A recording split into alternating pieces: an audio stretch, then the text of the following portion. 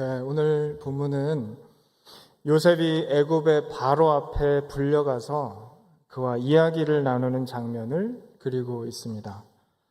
그 내용이 아주 드라마틱합니다. 애굽이라는 나라는 전례 없이 큰 번영을 이룬 국가입니다. 당시 온 세상을 지배하던 위치에 있었습니다. 그리고 이 대제국의 통치자인 바로, 즉 파라오는 그 나라 백성들에게 신적인 숭배를 받던 사람입니다. 오늘날까지 남아있는 피라미드가 이 사실을 확실히 증명해 주죠.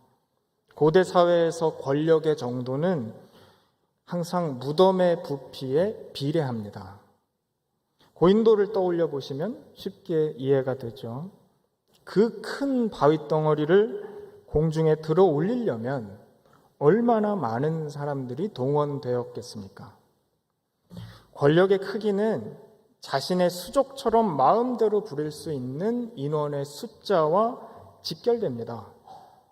그리고 지배 권력은 언제나 자신의 현재 지위를 영원한 것처럼 눈에 보이는 실물로 나타내며 유지하고 싶어 합니다. 이와 같은 인류의 본성은 변하지 않았죠. 재물이 곧 권력이 된 지금 시대에도 비슷한 현상이 있습니다. 세계 이름난 대도시에 가보면 63빌딩이나 롯데타워처럼 커다란 건축물이 랜드마크라는 별칭으로 그 중심부에 자리를 잡고 있기 마련입니다. 피라미드는 인류 역사에서 값진 문화유산이지만 동시에 고대 사회에서 최하위 계층이 얼마나 비참한 처지에 놓여 있었는지를 보여주는 설명이기도 합니다. 동원된 인력들이 얼마나 많이 죽어나갔겠습니까? 뜨거운 햇빛이 장렬하는 이집트 사막지대에서 매일같이 노가다를 한다는 건 그건 전쟁에 참가하는 일에 다름이 아닌 거죠. 쪼그려 앉아서 잡초만 뽑으라 그래도 일사병으로 다 쓰러질 텐데 저들은 몇 톤짜리 바위를 옮겨야 했습니다. 도중에 누가 죽는 건 당연한 일과였을 겁니다. 시체가 차곡차곡 쌓였을 것입니다. 이 당시는 노예제도가 있었고 노예한테 일일 근무 시간 같은 게 적용될 리는 없죠. 마치 가축처럼 취급되고 쓰다가 고장나면 버리는 물건처럼 여겼을 것입니다. 그러니 당연히 노예에게 권리란 없고 무슨 생각도 주장도 들어볼 가치가 없는 것으로 여겨졌을 것입니다. 그런 면에서 창세기 41장에 연출되는 장면은 정말이지 굉장한 사건입니다. 애굽의 황제가 이름 모를 이방 노예이자 죄수에게서 국정에 관한 조언을 듣고 있기 때문입니다. 말이 안 되는 얘기입니다. 이 두 사람이 얼굴을 맞대고 있는 것 자체부터가 놀라운 일입니다. 죄수는 황제를 만날 수 없습니다. 그건 있을 수 없는 일입니다. 이 수직적 사회 계급 구조의 양쪽 극단에 있는 두 인물이 만나서 대화를 나누고 그 결과로 나라의 정책과 운명을 바꿉니다. 비유해서 말하자면 서울에서 택시 잡아 타고 뉴욕에 가자 그랬는데 정말로 도착을 해버린 겁니다. 허무맹랑한 일인데 실제가 되었습니다. 이 대목을 성경은 구원이라고 설명합니다. 하나님만이 하실 수 있는 그의 능하신 손과 지혜가 만든 일이다 라고 합니다. 합력하여 선을 이룬 신비가 바로 여기에 있는 것이죠. 오늘은 이 신비의 매개가 되는 두 단어에 주목해 보고자 합니다. 그 첫째는 감옥입니다. 감옥이라는 조건을 긍정적으로 볼 사람은 아무도 없을 것입니다.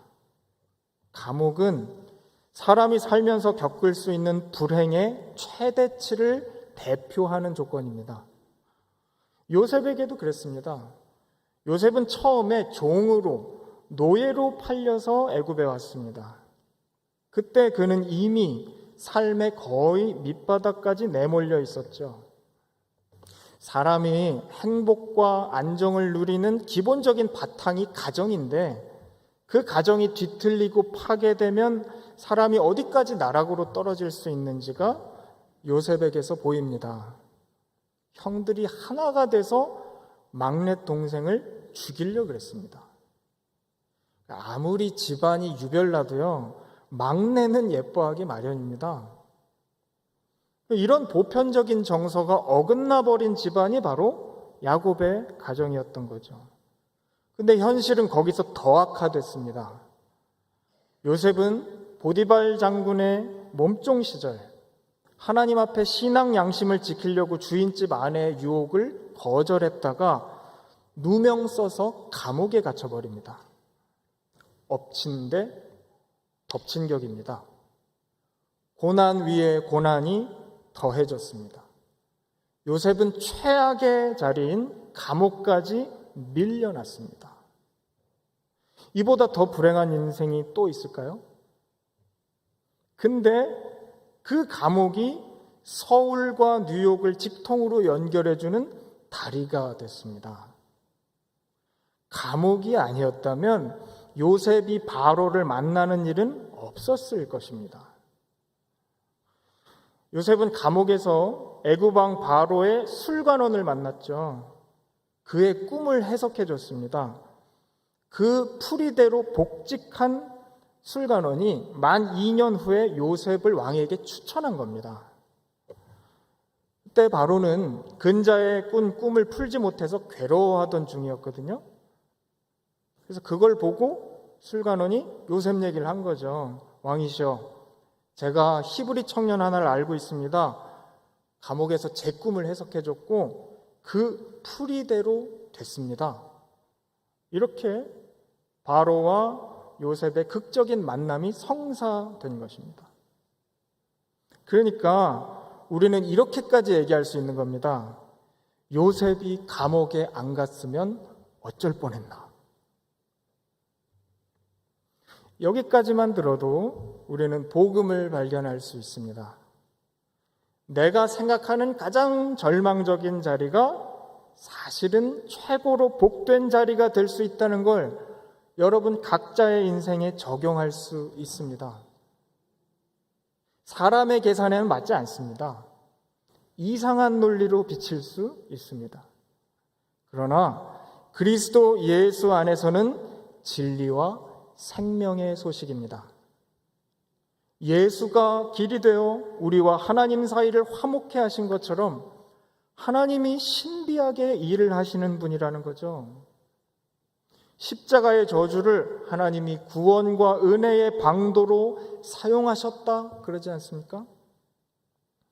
그러니 이 복음 앞에 낙심하거나 주저앉아 버리는 건 안 될 말입니다. 하나님은 우리를 은혜로 다스리고 계십니다. 지금도 구원을 위해 일하시는 중입니다. 믿으시기를 바랍니다. 우리가 현실에 겁을 내는 이유는 대부분이 내 생각에 매여 있기 때문입니다.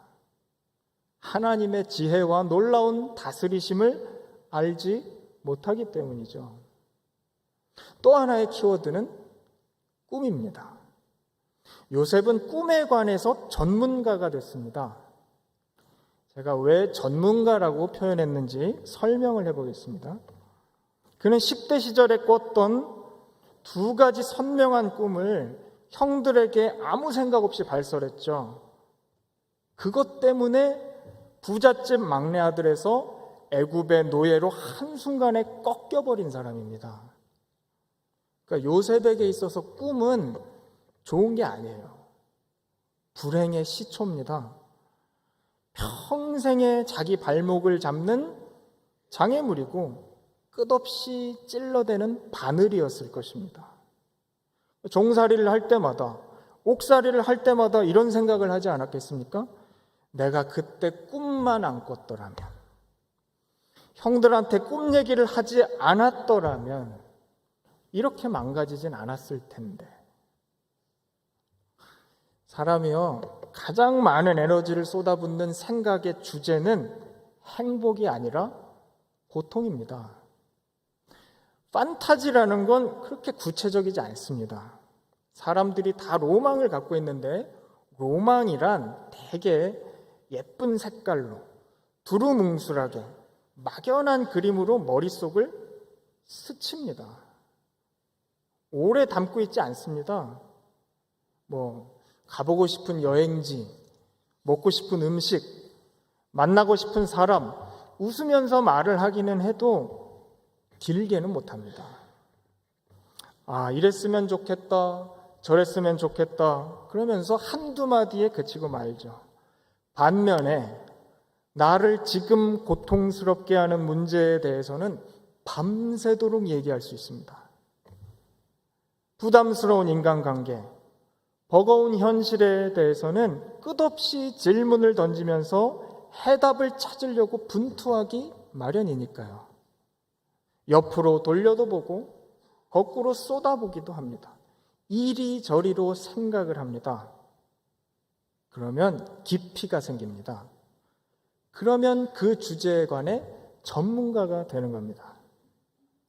요셉은 아마 노예로 팔려가는 첫날부터 지금까지 하루도 빠짐없이 꿈에 관한 모든 것을 곱씹고 또 곱씹었을 것입니다. 꿈의 근원과 본질을 붙들고 씨름했을 겁니다. 혼자서가 아니라 하나님 앞에서 하나님과 함께 말입니다. 그 결과를 요셉이 바로 앞에 꺼내놓습니다. 창세기 41장 15절 16절입니다.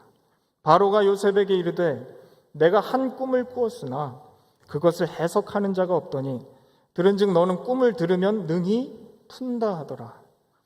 요셉이 바로에게 대답하여 이르되 내가 아니라 하나님께서 바로에게 편안한 대답을 하시리이다.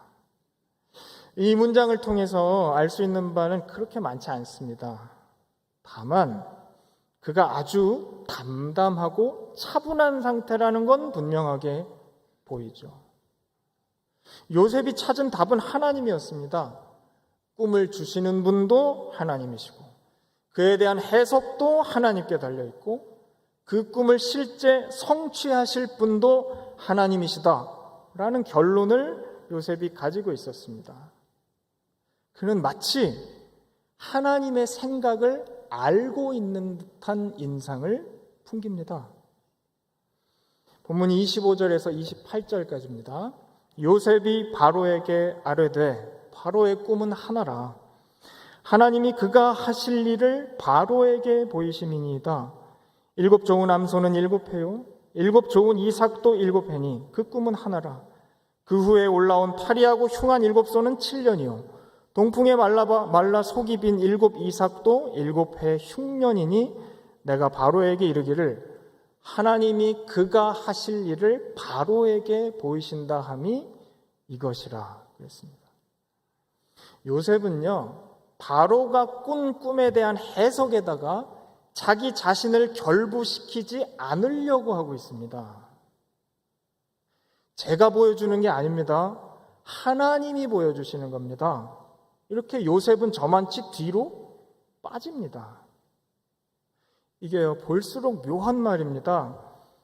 제가 꿈풀이를 잘해서 제가 뛰어나서 알게 되는 해석이라고 생각하지 마십시오. 그게 아닙니다. 제가 알려드리는 게 아닙니다. 하나님께서 바로에게 직접 들려주시고 직접 보여주신다는 걸 아셔야 됩니다. 저는 그저 하나님의 생각을 전하는 대변인에 불과한 사람입니다. 정말 놀랍습니다. 생각해 보십시오. 가장 비천한 자리에 구겨져 있던 사람이 세상의 절대 권력자를 만났습니다. 힘이 없어서 당하고만 살던 인생이 자기를 도와줄 최적의 인물을 만난 겁니다. 그러면 이 기회에 그 해석에다가 사심을 섞고 싶은 마음이 당연히 들 겁니다. 애굽의 유수한 점술가와 학자들을 다 동원해도 해결하지 못하던 문제를 본인이 풀어내고 있습니다. 그러면서 아무 부탁도 하지 않는 건, 오히려 자기를 뒤로 밀어내고 있는 건 인간적으로 이해하기가 힘든 대목입니다. 최소한 이렇게라도 말할 것 같습니다. 하나님이 장래될 일을 저한테 보여주신 것 같습니다. 이런 식으로 자기 가치를 증명해야, 내가 중요한 사람이라는 걸 약간이라도 티를 내야 뭔가를 얻을 수 있지 않겠습니까? 노예이고 죄수인데 자유인이 되고 싶어 하지 않겠습니까? 제가 알려드릴 테니까 날 좀 풀어주십시오. 이렇게 해야 하지 않겠습니까? 근데 요셉은 시종일관 하나님이 모든 일의 주인이시고 주체가 되신다라는 사실을 계속해서 강조합니다. 본문 32절부터 36절까지입니다. 바로께서 꿈을 2번 겹쳐 꾸신 것은 하나님이 이 일을 정하셨습니다. 하나님이 속히 행하시리니 이제 바로께서는 명철하고 지혜 있는 사람을 택하여 애굽 땅을 다스리게 하시고, 바로께서는 또 이같이 행하사 나라 안에 감독관들을 두어 그 7해 풍년에 애굽 땅의 5분의 1을 거두되 그들로 장차 올 풍년의 모든 곡물을 거두고 그 곡물을 바로의 손에 돌려 양식을 위하여 각 성읍에 쌓아두게 하소서. 이와 같이 그 곡물을 이 땅에 저장하여 애굽 땅에 임할 7해 흉년에 대비하시면 땅이 이 흉년으로 말미암아 망하지 아니하리이다. 요셉은 하나님이 하실 일을 자신의 개인적인 고통, 억울한 처지에서 벗어나는 일과 분리해서 생각할 줄을 알았습니다. 설명은 했지만 사실 심정적으로 공감하기는 어렵습니다. 내 고단한 현실을 벗어나고 싶은 게 모든 사람의 소원일 텐데 그런 생각이 보이질 않으니까 말이죠. 그러니까 이건 종살이 하는 사람의 생각이 아닙니다.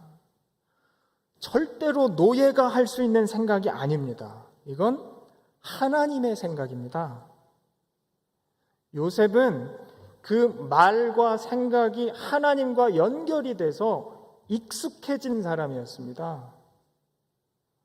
온 세상을 다스리시는 만군의 주 하나님의 생각을 자신의 머리와 가슴에 담고 있었던 것입니다. 제일 아무것도 아닌 자리에 묶여 있지만 그 생각은 하나님께로 연결되어 있었다니까요. 그게 요셉이 갖춘 전문성입니다.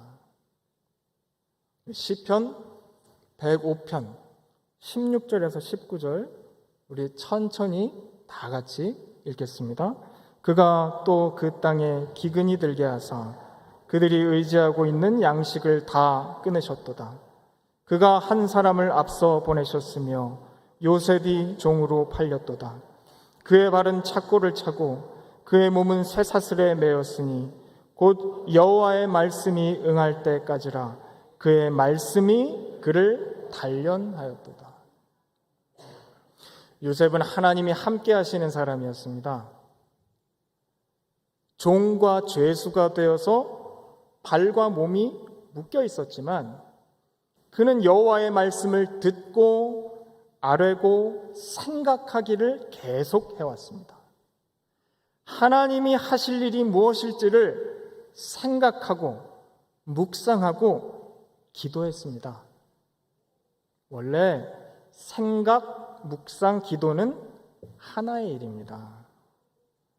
기도한다는 건 하나님의 방식으로 생각하는 연습을 하는 것입니다. 그런 숱한 연습을 통해 얻은 요셉의 고결한 태도가 본문에 나타나죠. 죄수이고 노예인데 그에게서 마치 왕의 자손에게서 나타날 법한 기품과 위엄이 느껴지죠. 요셉은 자기 처지를 비참하게 여기지 않았습니다. 요셉은 자기 현실을 온 땅의 주권자 하나님이 허락하신 걸로 받아들이고 있었습니다. 사실 감옥에 갇혔다는 건 큰 고통이죠. 우울감에 시달리고 괴로운 시간이 많았을 겁니다. 요셉이 안 괴로웠다는 얘기 아닙니다. 믿음이 너무 좋아가지고 근심 걱정 없이 태평한 사람, 항상 행복한 사람, 그런 사람 없습니다. 요셉도 정말 힘들었을 겁니다. 손발이 묶였으니까, 어차피 할 수 있는 게 없으니까 그저 죽지 않고 버틴 게 전부라고 봐도 됩니다. 근데 성경은 그 시간을 단련이라고 정의하죠. 요셉을 지금의 요셉으로 만든 시간이었다고 합니다. 그러하여금 하나님의 생각을 배우고 익히게 만들었다는 얘기를 하는 것입니다. 여러분의 생애를 이 말씀에 비추어 보시기 바랍니다. 지나온 날들 가운데 여러분을 키우고 세우고 철들게 한 경험은 잘 나가고 평탄할 때가 아니었을 것입니다. 엎어지고 넘어졌을 때, 앞뒤 사방이 꽉 막혀서 어찌할 줄을 모를 때, 그때 우리는 하나님을 만났습니다. 그때부터 기도하길 시작했습니다. 말씀을 귀 기울여 듣기 시작했죠. 더 정확하게는 하나님의 생각을 내 것으로 삼길 그때부터 시작했다는 뜻입니다. 우리 시편 119편 71절 다 같이 읽겠습니다. 고난당한 것이 내게 유익이라. 이로 말미암아 내가 주의 율례들을 배우게 되었나이다.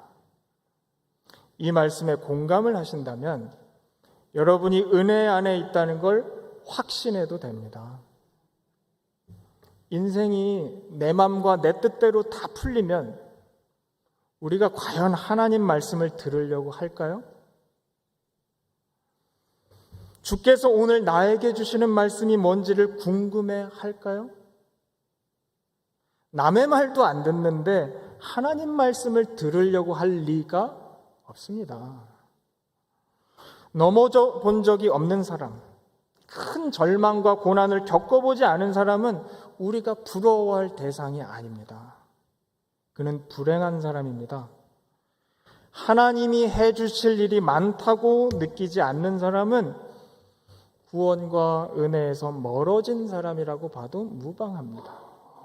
반대로 요셉의 길과 겹쳐 보이는 게 많은 사람은 복에 복을 더하여 받는 인생입니다.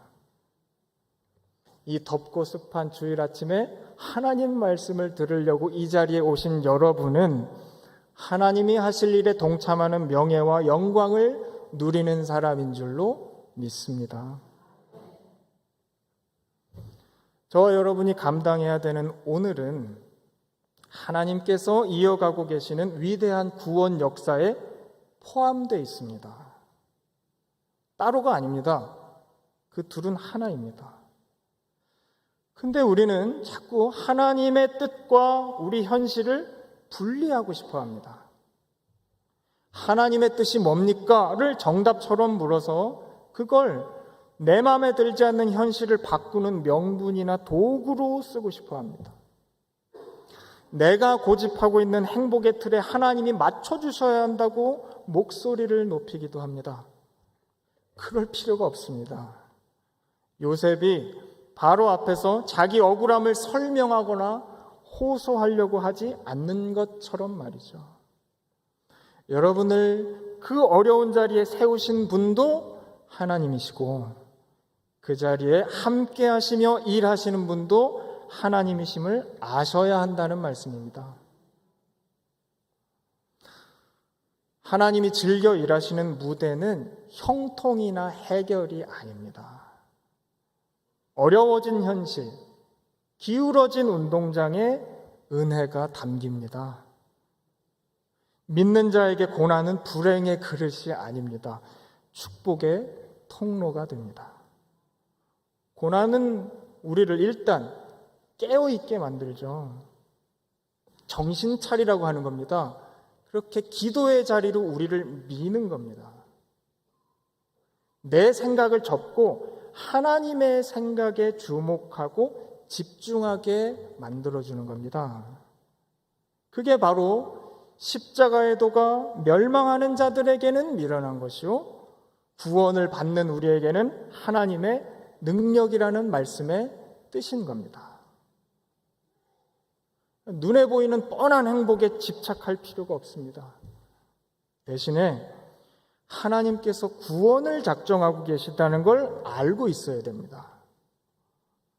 하나님이 하실 일을 바라보는 눈이 점점 커져야 하는 겁니다.